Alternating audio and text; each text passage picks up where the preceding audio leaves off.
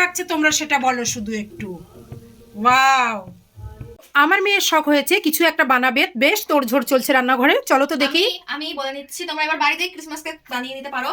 তো দেখো আমি চকলেটটা সবে রেডি করলাম আর দুধটা জাল দিয়েছি। এবার আস্তে আস্তে সব করবো, তোমাদেরকে বলবো কি করে চকলেটটা তোমরা রেডি করবে সেটাও বলে দেবো। তোমরা এই চকলেটের মধ্যে ডেয়ারি মিল্ক চকলেট নেবে, যে কোয়ান্টিটি তোমাদের ইচ্ছা মতো। তারপর তার মধ্যে একটু বাটার নেবে আর একটু মিল্ক অ্যাড করবে, দিয়ে সেটাকে ভালো করে মেল্ট করে নেবে। তো এটা রেডি, আর দুধ জাল দিলাম। এবার বাকি জিনিসগুলো তোমাদেরকে আস্তে আস্তে বলছি। কি অ্যারেঞ্জমেন্ট চলছে? এটা হচ্ছে আমরা চিনিটাকে হচ্ছে মিক্সিতে মানে পাউডার করে নিয়েছো চিনিটা? হ্যাঁ, খেতে খেতে চিনি চিনি অসুবিধা হ্যাঁ হ্যাঁ হ্যাঁ, চিনিটা ডাস্ট করা। এটা হচ্ছে ময়দা। ময়দা। এবার আমরা এটা দেবো কোকো পাউডার। কোকো পাউডার দেওয়া হবে ময়দার মধ্যে। মানে তোমরা কিন্তু একটা দারুণ কেকের রেসিপি দেখতে চলেছো, যেটা আমার মেয়ে একথা বানাচ্ছে। আজকে আমি সেই ভিডিওটা, আজকে আমার কোনো রান্না তোমরা দেখবে না, ব্যাস আজকেই আজকে বানাও। এবার আমরা দেব হচ্ছে বেকিং সোডা। আচ্ছা, এবার বেকিং সোডা দেওয়া হবে পরিমাণ মতো, 1/2 টিস্পুন। আমরা এতটা বেকিং সোডা দিয়ে দিচ্ছি। আচ্ছা, ঠিক এই পরিমাণে দেওয়া হলো, পরিমাণটা তোমরা দেখে নিচ্ছ। Baking powder. বেকিং সোডা দেওয়া হয়েছে, এবার বেকিং পাউডার যাবে। আমার মেয়ে একথা কিন্তু ফার্স্ট টাইম বানানোর চেষ্টা করছে, জীবনে প্রথমবার।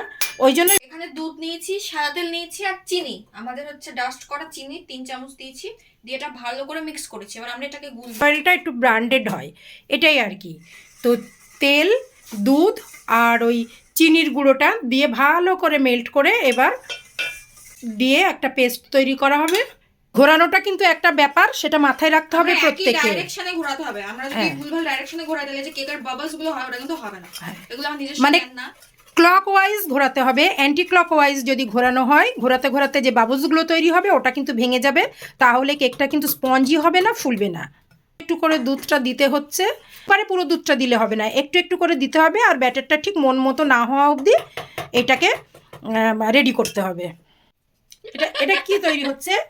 এটা কিন্তু ব্যাটার, পুরো ব্যাটারটা কিন্তু দেখো একদম কি সুন্দর। দুধ যদিও এখনো আছে, এটা চিনির গুঁড়ো আছে। ম্যাডাম কি করছে ওনার মুখেই শুনে নেব।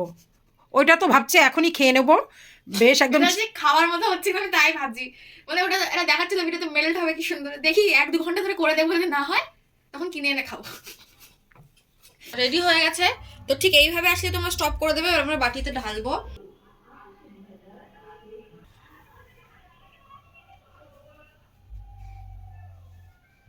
এবার আমরা দেবো হচ্ছে এতেই চকলেটটা।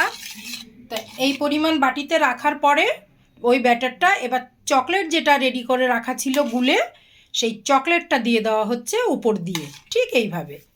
কি হচ্ছে? তারপরে আবার আমরা প্রথম ইয়েটা সেই ব্যাটারটা দেওয়া হচ্ছে, আবার আর একটা লেয়ার, এই যে ব্যাটারের লেয়ার আবার যাচ্ছে, ঠিক আছে। চকলেট দেওয়া হয়েছে, ব্যাটার এইভাবেই থাকে থাকে সাজাতে হবে হচ্ছে। এবার ডেকোরেশন হচ্ছে ড্রাই ফ্রুট দিয়ে, ড্রাই ফ্রুটের ডেকোরেশন, কাজু আর কিশমিশ। আমি ওই আরো থাকে যে জিনিসগুলো আমার নিজস্ব খুব পছন্দ না বলে ওগুলো আমি আর দেইনি। আর কাজু কিশমিশটা ভালো খাই না, কিন্তু ডেকোরেশনটা চলছে, ঠিক আছে। আচ্ছা, আমাদের কেক, ছোট ছোট ক্রিসমাস কেক রেডি হয়ে গেছে, ডেকোরেশনও কমপ্লিট। এবার শুধু আমরা ঢাকা দিয়ে 40 মিনিট অপেক্ষা করব, তারপরেই দেখা যাক কি হয়। তো এই যে একদম রেডি করে বসিয়ে দেওয়া হয়ে গেছে, এবার ঢাকা দিয়ে দেওয়ার পালা। তো আসছি আর কিছুক্ষণ বাদে। চলো, 40 মিনিট বাদে আমরা চলে এসেছি রান্নাঘরে। দেখি ম্যাডামের কেকের কি খবর, ম্যাডামও দেখবে সেই সাথে তোমরা। ওয়াও, দেখো, তোমরা দেখেছিলে তো হাফ বাটিরও নিচে আমাদের ব্যাটারটা দেওয়া ছিল, এখন পুরো বাটিটা কভার হয়ে গেছে। কি লাগছে, শুধু টেস্ট করার পালা।